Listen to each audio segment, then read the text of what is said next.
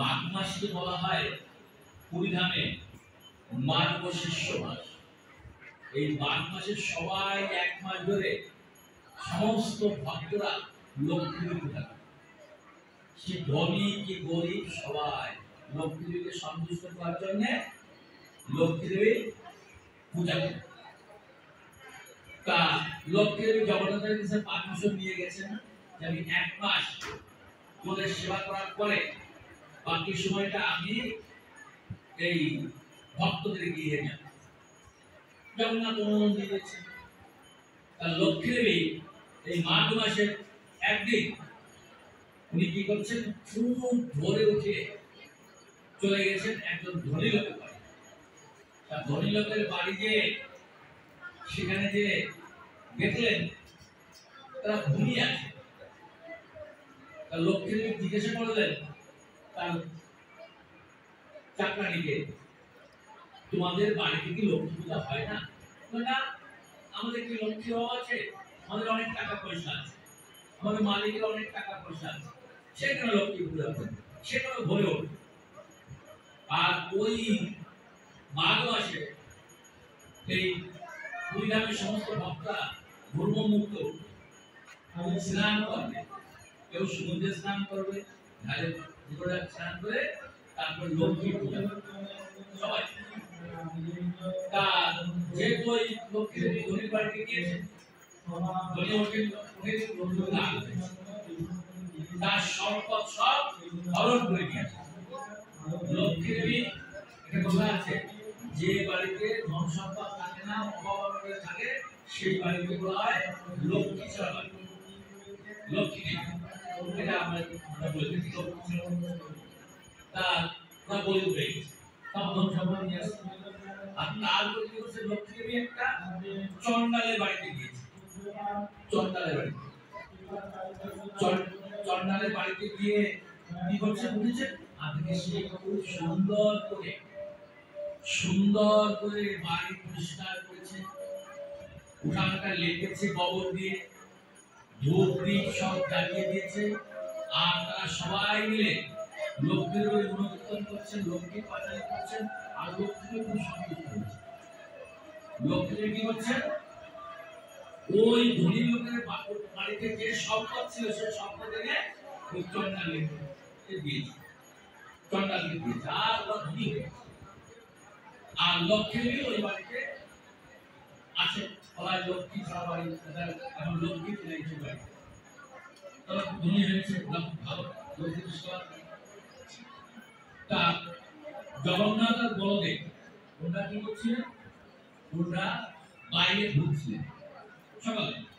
আর লক্ষ্মী দেবী ওই বাড়ি থেকে বেরোচ্ছে, আর লক্ষ্মী দেবী ওই বাড়ি থেকে বেরোচ্ছেন, ওই চন্ডালের বাড়ি থেকে বেরোচ্ছেন। ওইটা দেখে বলদেব বলছেন, জগন্নাথ এই যে বেরোলো আমাদের লক্ষ্মী না? বলে হ্যাঁ। দেখো লক্ষ্মী চন্ডালের বাড়িতে থেকে বেরোচ্ছে, এই জন্য তোকে আর মধ্যে ঢুকতে দেওয়া যাবে। পুরীধামে একটা কথা আছে, বড় ভাই কোন নির্দেশ দেন, ছোট ভাই সেটা মান। বাবা কোন নির্দেশ দিলে পুত্রদের মানতে হবে, কষ্ট হলেও মানতে হবে, না বলতে হবে। এই জন্য জগন্নাথকে বলছে, তোমার লক্ষ্মী তোমার স্ত্রী, তুমি যদি তোমার স্ত্রীকে নিয়ে থাকো তাহলে আমি কিন্তু বাড়ি থেকে চলে যাবো, মানে আমি বাড়ি থেকে চলে যাবো। তা জগন্নাথ ভাবছে, আমি আমার স্ত্রীকে ত্যাগ করতে পারি, ভাইকে ত্যাগ করতে পারবো। তার পুরীধামে একটা রেওয়াজ আছে যে ভাই যা বলবে সেটা ভাইকে শুনতে হবে, বড় ভাই না, ছোট ভাইটা শুনতে হবে। লক্ষ্মীকে ডেকে বলছেন যে দেখো তুমি চন্ডালের বাড়ি থেকে বেরিয়েছো, এইটা দাদা দেখেছে, দাদা তোমাকে যদি আমি বাড়িতে রাখি, মন্দিরে রাখি, তাহলে দাদা আমি তুমি অপরাধ করে কিন্তু তোমার সঙ্গে পারমিশন নিয়ে গিয়েছি, বিনা অনুমতিতে যাই না। তোমার সঙ্গে যখন আমার বিবাহ হয়েছিল, আমার বাবা তাহলে প্রতিজ্ঞা করেছিল তোমার 10টা, আমারও 10টা অপরাধ তুমি ক্ষমা করবে। আমি কি একটা অপরাধও করিনি, ধরলাম এটা অপরাধ, এটা তো ক্ষমা করা উচিত না। দাদা বলেছেন আমি তোমাকে ত্যাগ করতে দাদা ত্যাগ। লোক ঠিক আছে, আমি চলে গেলাম। কিন্তু আমি প্রতিজ্ঞা করে দিলাম, আমি যেদিন তোমাদেরকে রান্না করে খাওয়াবো সেদিন তোমরা খেতে পারবে। কপালে কোনো অন্ন জড়বে, কোনো খাবার জড়বে, অন্ন জড়বে, খাবার জড়বে। তখন কি বললেন? তখন লক্ষ্মী চলে গেল। আর লক্ষ্মী তুমি জ্ঞান করলেন, বাড়িতে যা ছিল তার দাসীরা সবাইকে নিয়ে গেলেন। জগন্নাথ বলে রাত্রে ঘুমিয়েছে, সকালে লোকে বলছেন জগন্নাথ ব্রেকফাস্ট করুন, সকালে খাওয়া করুন। বলে তো খাবার তো ভাই, তো কেন লক্ষ্মীকে তুমি তাড়িয়ে দিয়েছি না? তুমি তাড়িয়ে দিয়েছি, এটা লক্ষ্মীর টাইম। তো তার অন্য কোনো লোকজন নেই না, কেউ নেই, সব চলে গেছে। চলো যাই রান্নাঘরে, যাই রান্না করে খাই। রান্নাঘরে যেয়ে দেখে সমস্ত উনানগুলো ভেঙে ফেলেছে, জল ঢেলে দিয়েছে, রান্না করে না। এইবার চিন্তা করছে যাই দেখি চাল ডাল আছে কিনা, চাল ডাল নিয়ে রান্না করে খাই। যে দেখে গোড়াউনে একটানা চাল সব নিয়ে চলেছে, কিচ্ছু নেই। এইবার তো চুলা লেগেছে খাবে। দুই ভাই চলায় ভিক্ষা করতে যায়। এখন ভিক্ষা করতে যাবে, যে বাড়িতেই যায় লক্ষ্মী তো নিষেধ করে, দুটো নাদুস পুরুষ ছেলে আসবে ভিক্ষা করতে, তাদেরকে দুধ টাকা দিয়ে তাদের ভিক্ষা দেবে। তার সবাই তো লক্ষ্মীদের সঙ্গে। তা এখন তারা যে ভিক্ষা করতে গিয়েছে, হ্যাঁ তোমাদের দেখতে এত সুন্দর, নাদুস সুন্দর দেখতে, আর তোমরা ভিক্ষা করছো, হ্যাঁ বেরো এখান থেকে, কেটে যেতে পারো না, যাও বেরিয়ে যাও। এভাবে সবাই দূর দূর করে তাড়িয়ে দিচ্ছে, কিন্তু ভিক্ষা পাচ্ছে না। কিন্তু ক্ষুধা তো লাগছে, এই ক্ষুধা এত লেগেছে, এখন চিন্তা করছে কি করা যায়। চলো যাই গাছে কচি পাতা খেলে ক্ষুধা নিবারণ হয়। কচি পাতা খেতে গিয়েছে, গাছে পাতায় যে হাত দিয়েছে, এদিকে সূর্য দেবতাকে লক্ষ্মী বলে দিয়েছেন এমন তাপ দেবে গাছের পাতা শুকিয়ে যায়। আর পাতা ধরতে গেছে আর পাতা শুকিয়ে গেছে, খাওয়া হলো। এখন চিন্তা করছে চাই জল, চাই জল পাওয়া যায় কোথায়? পুকুরে জল কেটে গেছে, সূর্য দেবতাকে এত তাপ দিতে বলছে জল সব শুকিয়ে যায়। জল কেটে গেছে, জল শুকিয়ে গেছে। এত ক্ষুধা লাগছে, দুই ভাই জগন্নাথ বড় দেবে ক্ষুধাতে তারা কি করছে, চিন্তা করছেন যে এখন কি খাওয়া যায়। এখন খাইতে পারছে কিছু, যেখানে যাচ্ছে সেখানে নিষেধ করে দিয়েছে। এইবার দেখে কোন একটা মন্দিরে খিচুড়ি খাচ্ছে, জগন্নাথ আর বলরাম দাঁড়িয়েছে, খিচুড়ি থালা নিয়ে দাঁড়িয়েছে, খিচুড়ি এখন থালা পেটেছে, সবার দেওয়া হয়ে গেছে। লাস্টে জগন্নাথ আর বলদেবের পাতায় দেবে খিচুড়ি হাওয়া হয়ে গেছে। তখন যারা এই খিচুড়ি দিচ্ছিল তারা চিন্তা করছে যে এই দুটো লোককে খেতে দিতে পারলাম না, ঠিক আছে ঘর থেকে মুড়ি নিয়ে আসে, মুড়ি এনে তাদের থালায় দিয়েছে, আর পবনদেব এত হাওয়া দিয়েছে সব মুড়ি উড়িয়ে নিয়ে গেছে। এই জন্য আর খাওয়া হলো না। এখন চিন্তা করছে যে কি করা যায়। তখন ওরা এই মন্দিরের সবাই বলছেন এখানে চন্ডালিনীর বাড়ি আছে, সেই বাড়িতে যে যায় সে পেট ভরে খেতে পারে। আপনারা যদি খেতে চান তাহলে ওই বাড়িতে যান, ও বাড়িতে কোনো কিছু অভাব নেই, রাত দিন 24 ঘন্টা কুশাল আছে। এখন জগন্নাথ বলছে দাদা যাবে না, ক্ষুধা লেগেছে না, ক্ষুধা তো লেগেছে। তারপর জগন্নাথ একটু করে বলছে চল, কিন্তু ওদের হাতে আমরা নিজেরা রান্না করে আমরা সবাক আমরা কারো হাতে চন্ডালের বাড়ি তো, এই জন্য চন্ডালের বাড়ি রান্না করে থাকা হয়। দেখো ঠিক আছে, জগন্নাথ তো জানে কি হচ্ছে, জগন্নাথ সবই জানে। এখন ওই বাড়িতে যাওয়ার সঙ্গে সঙ্গে ওদের দুজনকে জগন্নাথ ও বলদেবকে এত যত্ন করেছে, অবধূত করেছে, উচ্চাসনে বসিয়ে রেখেছে। এখন হাত জোড় করে বলছেন যে আমরা আপনার কি সেবা করতে পারি, তোমরা কি মালিক? না আমরা মালিক না, আমাদের মালিক আছে, আমরা সেবক।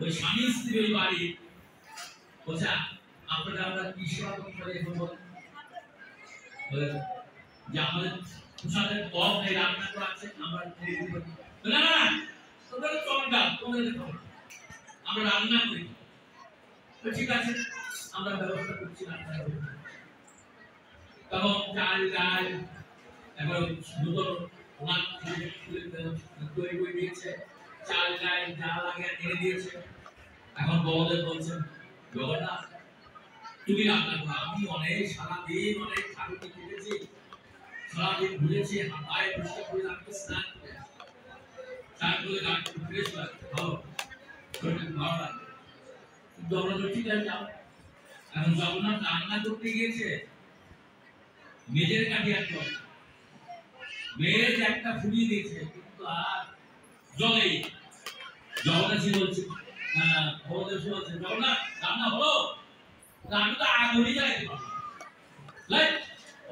আমি যাচ্ছি এইবার জগন্নাথকে বাদ দিয়ে বড়দের এই আগুন জ্বালাই এখন রান্না করতে এখন কাঠে আগুন ধরেছে কিন্তু এত ধোঁয়া ধোঁয়া একবার বড়দের চোখে পুড়ে যাচ্ছে আর নাক দিয়ে ঢুকছে মুখ দিয়ে ঢুকছে ধোঁয়া আর হাঁচি কাশি এমন ভাবে হয়েছে আর টাকাতেই পাচ্ছে রান্না তো তুলে গেল টাকাতেই পাচ্ছে এইবার জগন্নাথ বলছে দাদা এদেরকে খাবে বলছে হ্যাঁ ক্ষুধা লেগেছে কি করি আনছো কিন্তু আমাদেরকে একটু আলাদা দেবে সবার মুখ সামনে যায় আমাদের ব্রাহ্মণ আমরা আলাদা দেবে ঠিক আছে তোমরা তোমাদেরকে আলাদা দাও তোমাদের খাতাই আনবে আমি খেতে বসেছে খেতে বসে এত নাকি একবার 56 লোক খাওয়াচ্ছে 56 লোক মানে 56 টাইপ তাও বেশি আইটেম আর খেতে হচ্ছে এত সুস্বাদু খাওয়া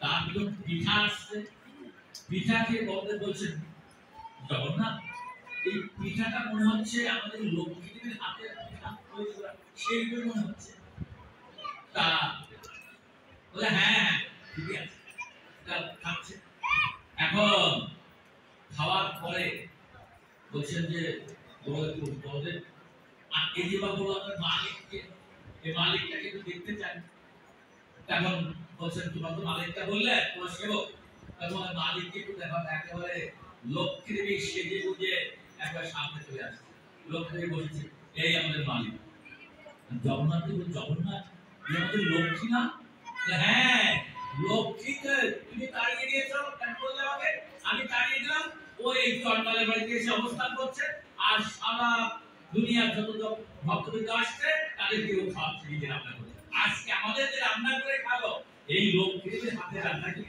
তুমি এতক্ষণ কি বুঝলে তুমি বলে হ্যাঁ বুঝতে পেরেছি আচ্ছা তাহলে একটা কথা আছে আমি তো তোমাকে বলেছিলাম লক্ষ্মীকে নদী থেকে বের করে দাও তা এই একদিন বের করে দিয়েছি তাই আমাদের যে অবস্থা আমরা চাই না লক্ষ্মী আমি আর চাই না লক্ষ্মীর বাইরে থাকি লক্ষ্মীদেরকে তুমি বলো আমি তো বড় ভাই হয়ে ক্ষমা চাইতে পারবো না তুমি আমার হয়ে একটু ক্ষমা চেয়ে বলো যে দাদা তোমাদের ক্ষমা চাইছে তুমি আমাদের সঙ্গে চলো তারপর লক্ষ্মীদেরকে বলছে না দাদা পারমিশন দিয়েছে তোমাকে বাক্য মন্দিরে যেতে কি চলো তুমি আরাম করে থেকো তারপরে লক্ষ্মী সন্তুষ্ট হলেন তারা এই বড়দের সঙ্গে এবং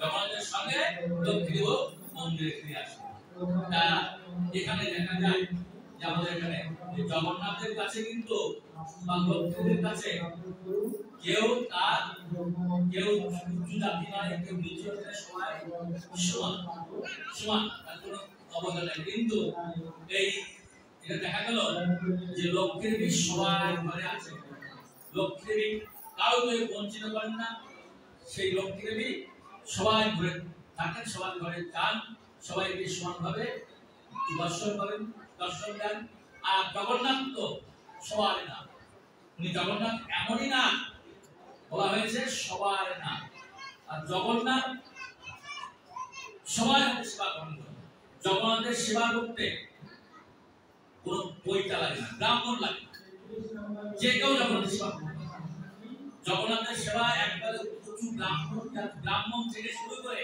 একবার সবল যারা প্রশংসা করে খায় তাদের হাতেও জগন্নাথ সেবা গ্রহণ করে। সারা বছর পান্ডারা সেবা করে, বিভিন্ন সম্প্রদায়, কেউ ব্রাহ্মণ আছে, কেউ ভক্তি আছে, কত ধরনের আছে, সবাই সেবা গ্রহণ করে। আর এই যে 15 দিন, গত 15 দিন স্নান যাত্রার পরে যে জগন্নাথ স্নান যাত্রার পরে যে জগন্নাথ জল লীলা করলেন, এই সময় জগন্নাথকে সেবা করত সবর। এই 15 দিন সবররা এখন সবচেয়ে নিচুরা, যা এই নিচুদের মধ্যে একটা শি আছে, আমরা যখন সুই পাতে এই সমস্যা করে আমরা স্নান করতে হয়, ওদেরকে স্নান করি আর তারপরে একটা সম্প্রদায় আছে সম্প্রদায়, এই সুইপাররা তাদেরকে স্পর্শ করে তাদের স্নান করতে হয়। জগন্নাথ তাদের সেবা গ্রহণ করে, দ্বৈতাপতি বলতে বোঝায় এই বিশ্ববসুর বংশধর আর ললিতার বিদ্যাপতির বংশধর, এই দুই বংশধররা এখন এই 15 দিন সেবা করেছিল। তারা কালকে সেবা ছেড়ে দিয়েছে। পান্ডারা আবার গতকালকে সেবা গ্রহণ করেছে, আর তারা তাদের আশীর্বাদ শুরু করে আবার সামনে বছর আসবে, সামনে বছর আবার তারা এই বছর। এই জন্য জগন্নাথ সবার না, সবার সেবা করে, সবাই সেবা করতে হবে।